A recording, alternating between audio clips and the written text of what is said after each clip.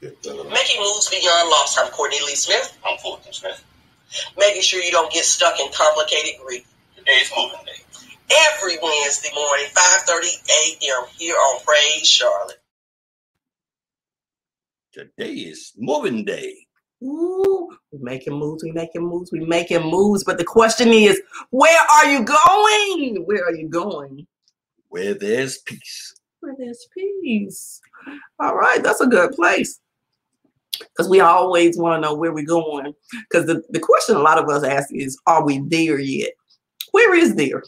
There is today. Did you make your accomplishment for the day? Is that where there is? But the question we need to ask is, where are you going? So going to peace. That's what we should be making moves to, a place of peace. And if you're already in peace, you should be making moves to keep your peace, to stay in peace. Yes, we are, and that's very important. And that's, I'm learning that the blessed years on earth is peace is the head of our entire life. Because without peace, our life would be very short, mentally, physically, and spiritually. And you don't believe it, just try to be uncomfortable and see how your life would be. And I'm learning each and every day, and most important, I'm learning from above and on earth. And on earth, I'm learning from my wife, because her main ingredients, she say, what I want more is peace. I thought you were going to say money. I thought you were going to say a nice looking house, a nice looking car, but she didn't say that. She said peace. And that made me scratch my head. And how important peace is. So you have to put ourselves in that environment of being peace, because you being peace, you'll find yourself be able to think more. When you find yourself in peace, you can recognize other things that are going on. Yes. Yeah. And it attracts things that bring you peace. That's what I recognize. When we are not in peace. And don't get me wrong, there are times that our relationship or our peace of mind is a little disturbed and a little shaken. Yeah. And we can recognize that on our peace journey, because that means we woke up and we allow one little thing to disturb our peace. And it becomes our focus, yes. That little thing. I heard it, saw it posted somewhere. We allow that thing to become a mountain when it was just a little bitty grain that woke up. And it was a grain because it just irritated our spirit or our mind or something when it came about, because it wasn't we planned for it. But we let that little irritation, that little grain become a mountain, and we spent all day climbing a mountain that really didn't exist. That's what we exerted our energy toward, versus keeping focus on the peace. And we've had days like that, and we'd be like, whoa, that was a tiring day. But at the end of the day, we weren't going anywhere. And that's where we want to know today. Where are you going? Where are you going? And if you're going toward peace, or you're keeping your peace or holding on to your peace, and it can be a little hard during storms of life to hold on to your peace. And we've been through quite a few storms. And I don't mean just the loss of loved ones, but the losing of stuff can disturb your peace. And I think it was really important when we had that conversation when we first got married, and my husband asked me what I wanted, and I said peace. And he was the truth. He scratched his head, because, you know, a lot of us, you know, list these tangible things, or we put the responsibility on somebody else to make us happy, you know. And my only thing is, just keep the peace. Just keep the peace. Don't you be the person who comes in and always keeps stuff stirred up and agitated. You don't want your mate to be the sand up against you, always irritating you and graining you. So that's what we have to say. Where are you going? Are you that person that's just constantly irritating yourself? Yeah, and peace is, and people don't realize how important peace is, because once you're at peace, your mind is clear. Mm-hmm. I mean, you're on top of your game. As the young folks say, you're on top of your game when you're at peace, because you can think. Then you can broaden your thinking out, instead of just being in a closed closet, just thinking in a closed closet. That's dangerous when you're just in a closed closet with the lights out and just thinking. You can't see you can't see nothing. You can't do nothing. You don't know how to put your hands on your face. You don't know to put your feet at because you're in a closet that is dark. So once you be at peace, the light is open in the closet, the door is open, then you can walk out and stuff start coming together. And then, and like my wife say, it'll be uncomfortable some days, and some days it'll be frustrated. But you have to remember that's called that, and that's a word for that. That's called life rules. And life rules, we cannot control life rules. We cannot control that. We may be uncomfortable, frustrated, or stuff not going our way. That's life rules. Like we say before, you have to learn to adapt and deal with it, and because it's going to happen regardless of what you. So you can get frustrated all you want. Life rules still coming. So that's why I say I'm beginning to understand this word that my wife instilled in me, because I didn't thought about it the way she was thinking about it. Peace.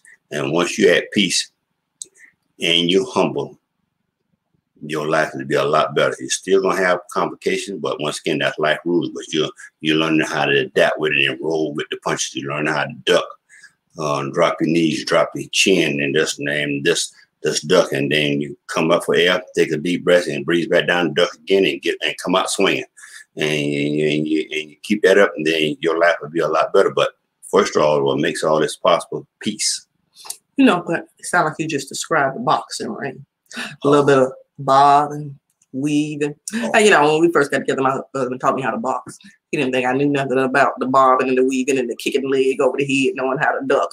You know, I can throw a pretty good punch every now and then. Well, she can throw a pretty good punch. It's surprising, but she got a little wham, and then got a good little kick. So you know what I'm saying? So when we talk about getting in the ring to get you some determination to go where you're going, the thing is, when you make a determination, where are you going? Yeah. Because that was the question we started with today. Where are you going?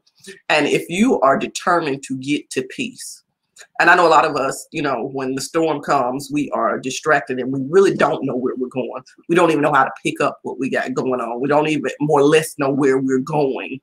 So there is a moment on this process of where you are going. You really got to identify where the peace is. What gave you peace? Was it just the tangible things, or was it the comfort of the people around you? Or do you have an eternal barometer peace? No matter what is going around you, you are able to speak peace in your life. And like I said, we've had some struggles. By all means, we've had some struggles. This peace thing within inside is it's a momentary process, because people will try to make their emergencies your emergencies, and when they do that, that steals your peace because it throws you off whack. But if you have a plan for your day, that you align with God's plan and his will for your life, that's where you're going every day. Don't I know you need to have, you know, we've talked to people about planning. You need to have a 5-year plan, a 10-year plan, a retirement plan. But I'm talking about your peace plan. Your peace plan. That's like moment by moment by moment. What is your peace plan? What is the formula and the strategy you have set up to make sure that your peace plan works? You thinking I saw it, baby. Yeah, but you know, and every time you talk about peace, that made me think more peace. You know, peace can control your train of thought, and you have to realize if you don't have peace, you won't be able to think. Yeah, I mean, you can try to force yourself to put stuff together, and it comes apart. But like you're in a rush all the time. You're in a rush. You're in a rush. You're trying to get this fixed. You're trying to put this together and stuff like this. And you don't have a peace of mind. It don't go together. I think back a few years ago, and you so particular what you're doing. I need to sit there and just watch you and then get frustrated. And she's very particular. I always get on and say, "Baby, you hard on yourself." I say, "You shouldn't be so hard on yourself." But she is very particular. I mean, she went and got some flowers. I don't know what you can do with making some flower arrangements. Yeah, when I was running my she went and got these flowers. She went and got these flowers. What irritated me, she just sit there and just take time and cut them in and cut down. And she look at them. This is not right. You take time, put the colorway both to be at, say this is not right. And she said about 4 or 5 hours, and then throw them away and went and bought some more flowers. I said, but you know, what I got out of all that was peace. Because anytime she had got frustrated, because I'm talking about the peace, you're talking about the internal peace. That's the most powerful peace to have right there. This is the most powerful one you see outside but you got internal peace. That's the one that's powerful right there, because nothing can disturb that. Once you develop that, nothing can disturb it. I didn't see my wife sometime, and she don't get upset over nothing. I'm sitting there looking and thinking, I said, what the world going on? Is she a robot? But the internal peace, that's why I say something about the internal peace is more powerful. But you have to develop yourself to have internal peace, because you can function a lot better. I was talking to a lady a few months ago, and I asked her what's her goal of living so long, being 85 years old and being walk around better than I am. Don't look at 85 years old. And the first word that came out of her mouth said, "Young man, I'd be glad to tell you, peace." And then she announced that brought me back to my wife, because she pops on this every day, peace. And we have to develop peace, because peace can take, when you don't have peace, you lose mentally, physically, and spiritually. We're not talking about financial wise. We're talking about the three most important things. Yes, you lose, because when you got peace, that make you look older than you're supposed to look. I mean, you can be 35 years old. When you don't have peace in your life, you look like you're 65 years old. I love that we are going to peace. I love that's where we're going. I love that's where we want to stay. I love that's where we want to reside. When I think about peace, it gets us in a place where we don't panic. And so, because I can look back on some things, and because one thing happened, it's like a domino effect. People play these, set up these rigorous domino things, and when they move that first piece, everything else begins to fall down. So when somebody yanks your piece, everything else begins to fall down. You make decisions out of desperation. You make decisions out of rushing because you want to get back in a comfortable place. And when I talk about peace don't mean you in a comfortable place. Right. Okay. Because God wants us to be in uncomfortable places to push us to our next level. So this is not what I'm talking about, because I know each and every one of us is going through something. Even right now. So, and I say that because like my husband was saying, it made me look robotic, less human. And I got people who say, okay, that makes me look cold, very unhuman. But it's really just who I am. That is the humanness of me. Let me tell you, I do cry. I have stresses of life as well. But the thing is, I don't allow them to steal my peace. That's the key to those.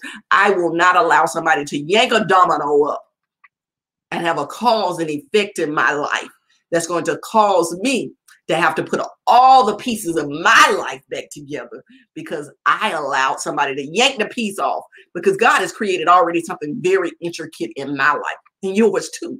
I know he is. So don't allow people to come yank dominoes, whether it's at the beginning, the end, the middle, whatever it is, and knock your pieces down. Knock your pieces down. And that's the key. And I say that because I know I'm a very kind of matter of fact person. It is what it is. Yep. Make it do what it do. Yep. Ooh, I love that statement. I even love it because I love it when Jamie Foxx says, "Make it do what it do." It sounds real sexy like that. But it really just sticks with me to the point it says you just got to make it do what it do. So whatever life does throw my way, I find peace in it. I find peace in it because I can see the good God in everything. And it makes me think about this peace right now, because I'm sure you all are grieving something. Each and every one of us are grieving something that did not go our way yesterday. So this is a perfect time this morning, before we get too carried away, get too far out in the day. Go on and grieve it. Go and grieve it. Get it on out of the way. Get it. Do whatever it is you need to do. Your thing of grief. Get out of the way. So it won't continue to nag you and steal a piece of your peace away today. Because it is what it is. But the thing is, you got to make it be something different if you want it to be. So today, if you want it to be peace, take the steps, do the actions to create peace. I'm not saying be a robot. I'm not saying don't be emotional. I'm not saying be in love, because I believe I'm all those things. Yeah, I just don't do it the way that other people do. I just got a little flow of my own that allows me to keep my peace. Yeah, and peace is, I mean, you live in an uncomfortable life without peace. I mean, it's like it just like you are in the yard and you're cutting grass, and every 1 second you're hitting yourself on the arm because mosquitoes or gnats or something bite you, and you both take you about 45 minutes to cut that grass, and by you spend more time getting the mosquitoes and gnats out here. That 45 minutes will turn into 2 hours and 45 minutes of cutting grass, and you said, "Oh, why is it taking me so long to cut grass?" And that's the same way. Without peace in your life, it's just like mosquitoes and gnats biting you all the time. You're taking more time trying to fan them off your bite, hit them to get them off you, and you're doing the rest part of your life. Instead of putting a little something on you, that the mosquitoes don't want to be near you. Yeah, so that's how comfortable peace is. You have to realize, because I put that in with me doing repair work on cars, and that's why when I work on individual cars, I ask them are they in a rush? And they say no. I say, good, I'll take the job on it. But they say, they're in a rush for the vehicle. Then I need the money. We need the money. But I don't need the money that bad to rush on somebody's stuff and tear it up. And then it steal our peace. Yeah. Because, we can't flow like we need to. Because when you are focused on somebody else's emergency, or you rushed because of somebody else's circumstances, and we get caught up in that. We do. Whether you're a mother or your father, you get caught up in your kids' situations, you get caught up in helping your parents. I can name different circumstances that you put a pause on life. But the difference is it's okay to help people in their circumstances, but don't allow it to become your emergency that rips the dominoes out of your life, that you lose where you are going. And the key to today's message, don't lose where you are going. That's exactly right. And so losing where you're going, what does peace look like for you? I really want you to think about that this morning. I want you to envision peace. What does peace look like to you? And I'm talking about that internal peace. What is that component you need to be able to see good God in everything? And when I say that, we are getting ready to finish producing this book together, Grief is Good. And it's hard for people to understand that when I say grief is good.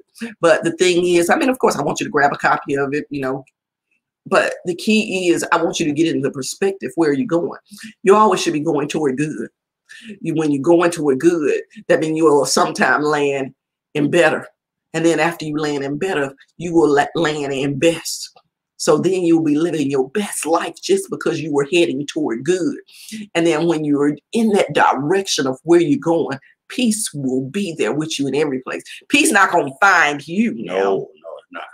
Peace ain't something that come out searching you.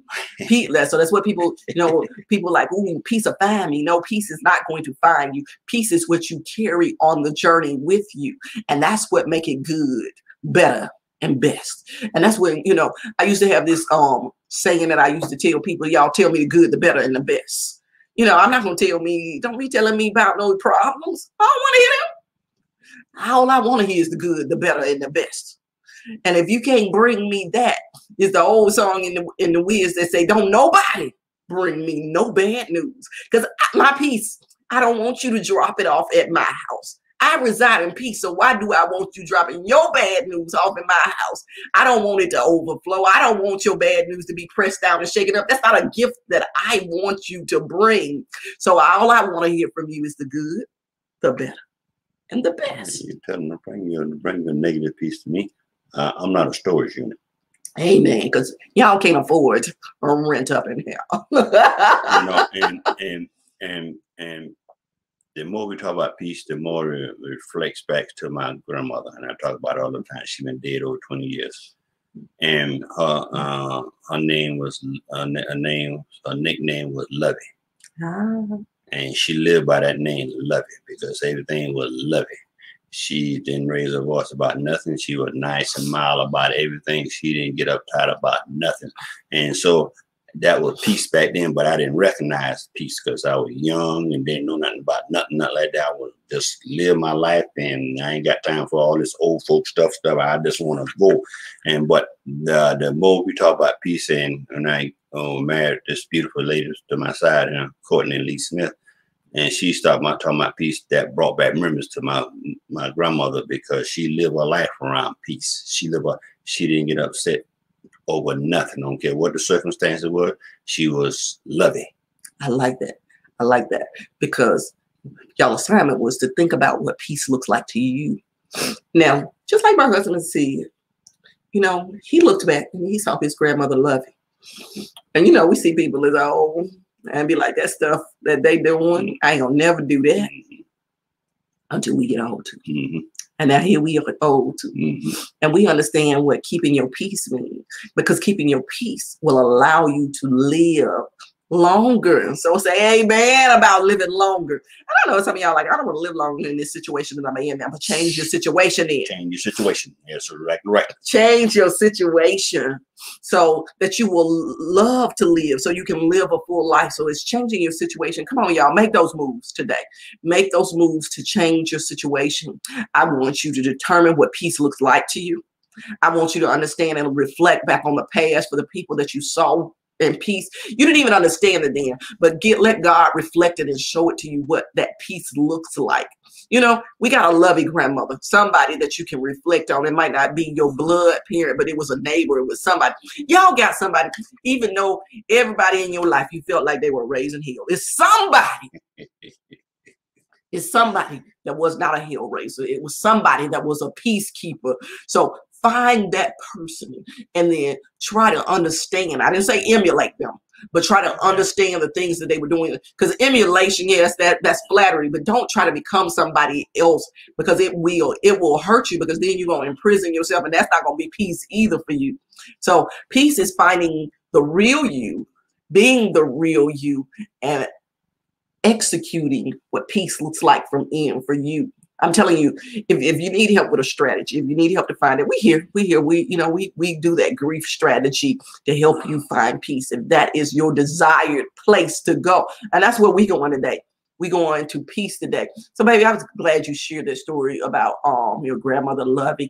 So because it's just that place of reflection where we can think about the simple things that made life simple, that gave us peace. We don't have to have necessarily the newest technology, the newest this, sometimes getting all those things are another burden. So realize when we talk about God gives us no more than we can bear, make sure you're not picking up things that God told you was too heavy for you, that was going to break your peace, steal your joy, because it's going to have you focusing on everything else but peace. So that's what I want to make sure where you're going. And so that's a journey that I am constantly on. And I am elated. Y'all don't know how elated that I am when we can have this peace conversation. Because I know when me and my husband got together, he just thought that was the craziest, the newest thing that I had ever seen. He was like, this lady don't even know what she really wants, because she don't even know what that means. But hey, what the word said, if you're a woman of God, just show through your actions. You ain't got no beat nobody over the head with your peace. Just you keep your peace and keep it going. It'll rub off on them. But let me say this. I'm on with it. Rub off on. And just hopping ship for just a few seconds. Jumping the ship. Back to relationship, because we are big on relationship. And I'm learning so much about relationship. I'm doing a lot of studying. As a matter of fact, I hadn't known the date. It's 2012 that when I started studying real hard about relationship. But I'm gonna say this quick little point. Peace. How important peace is. Peace can establish a strong relationship with you and your spouse. And meaning of that is life can be so hectic that your job, society itself be so hectic. You can be a truck driver or whatever, cab driver, whatever thing you're doing, it can disturb your peace. But bring peace home. Bring peace home, because you got a loving home. Home supposed to be a individual castle, husband and wife castle, man castle, woman castle. But don't bring peace at home. And then when you and your wife are together, just y'all work on peace, building peace. Yeah. What's making her unease and what making you unease? Let's work on getting rid of that. Yeah, the disease. There you go. Get rid of the disease and bring in peace. I like that. Yeah, work on building an atmosphere of peace. If you have drama, which we all do during the day, we all got some kind of drama, whether you leave out the house or not. We all have clients, or we have, you know, vendors, or whoever it is that you are dealing with. Just life. Whether it's your kids sometimes that make you want to lose your mind. But the thing is, on the journey to peace, that's where we're going now. If you don't want to get the peace, you need to, you know, turn off the line right now and get back on and hear Erica in the morning a little bit later. You got a few more minutes till she come on. But if you are really interested on making moves toward peace, that means you should be building a pathway toward peace, creating an atmosphere of peace, learning how to become a peacemaker, because you cannot have peace within you and be a hell raiser. And now let me, not a good combination. Now let me clarify that, because people think that means because I got peace, I don't know how to tell people no, or I don't know how to get out of a situation, or I let people walk over me, you know, because people see Cornelia bow down, she'll do it, she's real humble. But let me tell you what the real deal is, so you can understand. Oh, you want to tell them, don't you? Well, I'll let you do it. I'll let you do it because peace does not mean you let people walk over you or do things to you or misuse you, abuse you. Peace means, in order to keep your peace, sometimes you got to disturb the peace. And that means you got to disturb status quo, comfort zone of other people to keep your peace. You cannot allow them to make you stretch yourself into their mold when that is not the place that you're supposed to be. So make sure you stay true to yourself on while you're getting to your place of peace. And that's a key point. Stay true to yourself. And that's what we lose sometimes. We lose ourselves. Yes, we can say we're going to stay to ourselves while we're in this house. I got this under control. I got me. I got me, baby. I got me. And as soon as you open that door and leave out of your house, you don't lost you. Because what I mean by that, society is out there, the wind of blood in your face, and that disease in that air. You start trying to look like everybody else. And that's when the problem comes in. But that's when you lose your peace too. Because you start trying to become like people on Instagram, Facebook, everything else. You ain't chill. Ooh, boy. Come on, baby, finish us up. I know I just had to get that in. That's the first appearance of dog was every time, get us done every time. But you have to realize we have to really check ourselves. Check yourself. Because correct yourself. When an individual is envy of you, they're gonna try to steal your peace. And they're going to try to steal it in a way that you don't recognize until the damage is done. So when you get into a developing conversation with a person, and your common sense come to you and say, this person is trying to interrupt you, what you're going on, so you need to figure out some kind of way to back away from the conversation. Because don't waste your energy on entertaining an individual like that, because you got some folks who are really jealous and very envious. They already see what's in you. They already know you're going into a positive direction. They already know what you made out, because you're gonna be successful in your life. Say, I'm about to go and play mind games with the individual and knock them off track. Yeah, so don't let nobody steal your mental peace, emotional peace. That's why I say it's this internal peace that connects all of that together and lines it up. So if you like what you're hearing here on Wednesday morning, you can continue to connect with us. Jump over on the relationship service station page. I can't just walk over there. Well, you can walk, you can scroll, you can do all of that, but just get there. Not if you can, because I know you can. So get over to the relationshipservicestation.com. Follow us and be a part of the Grief Garage and meet us in your city. In your city. You can meet us and we can have another conversation and keep it moving, y'all. We're going to keep it moving so that we can get beyond loss and none of us will be stuck. So we look forward to talking to you again on another Wednesday, or we look forward to talking to you in our city that we will be in. Catch us on tour. So we will hear from you again. next Wednesday. Time for my coffee break. All right, coffee baby. Making moves beyond loss. I'm Cortne Lee Smith. I'm Fulton Smith. Making